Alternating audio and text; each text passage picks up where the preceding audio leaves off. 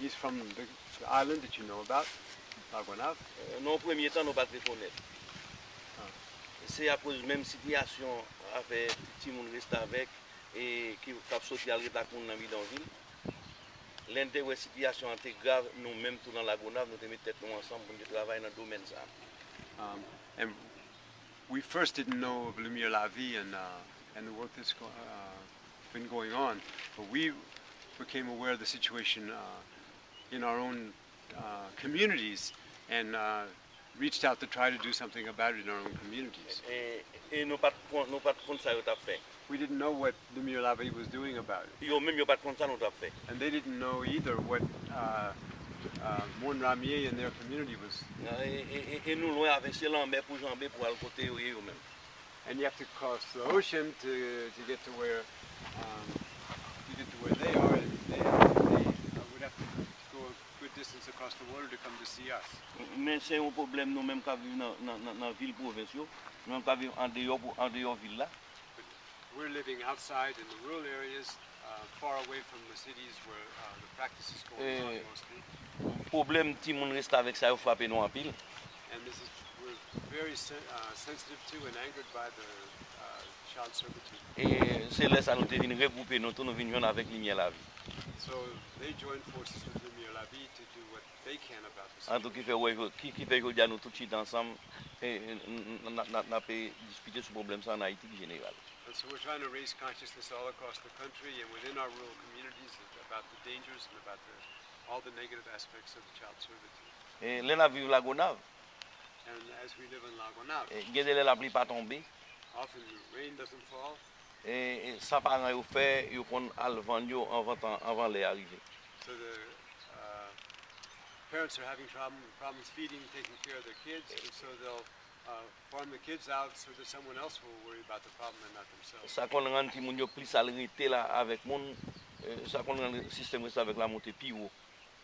So this only extends the process of child servitude. It has the children in situations where they're exposed and where the parents don't even know what's happening to them. C'est ça on a travail pour améliorer le système ça pour nous essayer d'affiner avec le système ça. So we're trying to work against the practice and eliminate it if we can. Nous-mêmes dans la communauté chrétienne, ça qui fait joie de nous.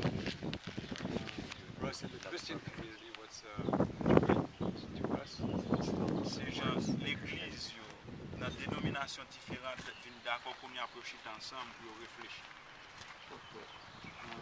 is that we're seeing churches, groups of Christians worshiping together, getting together and talking about the problem and facing it. C'est que les leaders qui ont commencé à sentir besoin de qualité, différentes formes de formation pour mener l'église.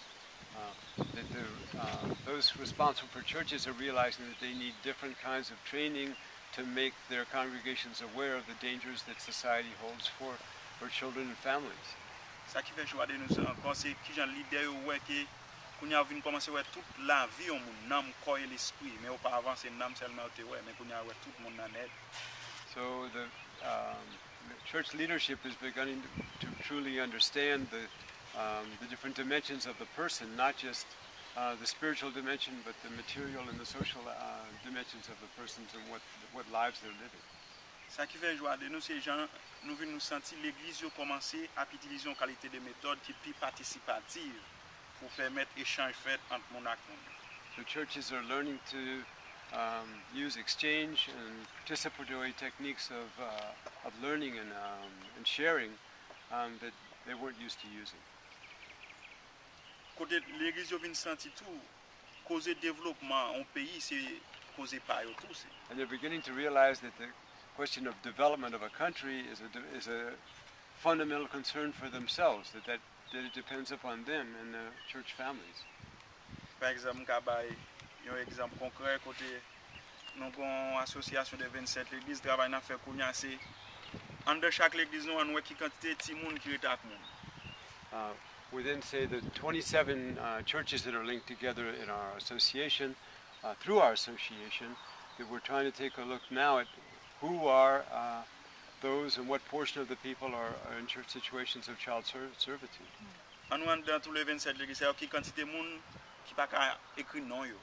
How many people as well can't write their own names? Ça, c'est qualité de travail, ça, qu'on a l'église, on commence à réfléchir, mais auparavant, il n'y a pas de domaine, ça.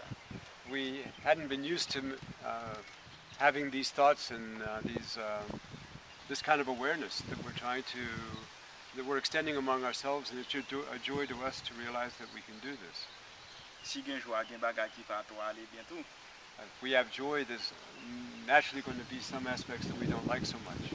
Jean-Gued a parlé tout à l'heure de la vie socio-économique du pays, à quelquefois qu'on paraît comme une petite difficulté pour avancer avec des bons rêves.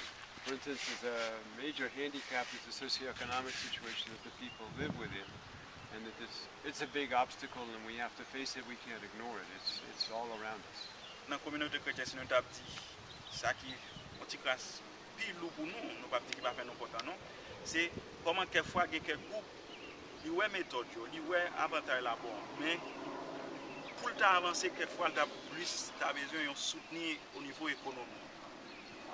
Many people, families want to become aware and realize and act against practices that they may not agree with, but many of the people don't find that they have the resources or the economic ability to change what some of the practices that are unfortunate are still happening. Et là, nous-mêmes, l'église, nous finissons énumérer qualité problème dans la communauté, nous finissons, nous sommes capables de prendre formation. Mais quelquefois, nous avons posé tête nous défi comment on a fait pour nous aboutir avec le problème. So faced with the socioeconomic difficulties, we have to really raise the problems among ourselves. How are we going to overcome the socioeconomic difficulties to reach the goals that we're setting for ourselves? Because we're aware of the dangers, but we have to effectively change our practices. Mais franchement, nous sommes plus que contents des bagages qui va faire nous contents. But quite frankly, we have much more reason for joy and for encouragement than for discouragement and pessimism. You good? You want to stand for 1 minute? Or it's you okay. good? I'm just so impressed the way that working with the church or the community or with the family, starting from that from that place, can change the country. I think I was just rereading Alan Patton's Cry, the Beloved Country, and he's talking about the tribe is broken. And I think that's what happens in any country, is that if the family is broken, the community is broken, everything's broken.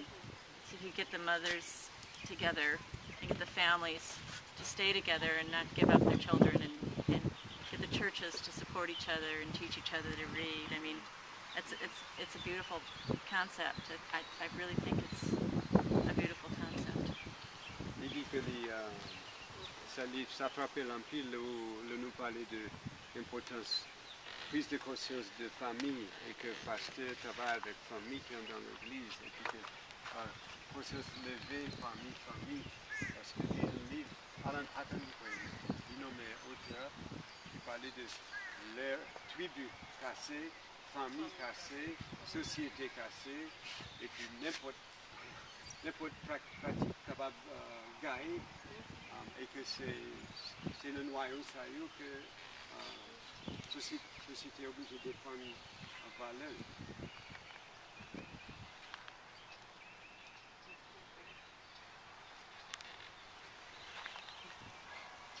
Any questions? You're good? Lots of information coming. You're good? You want to stand up from there? Yeah, we can stand up for a minute. Tout le monde fait un petit campé pour nous pas agiter trop.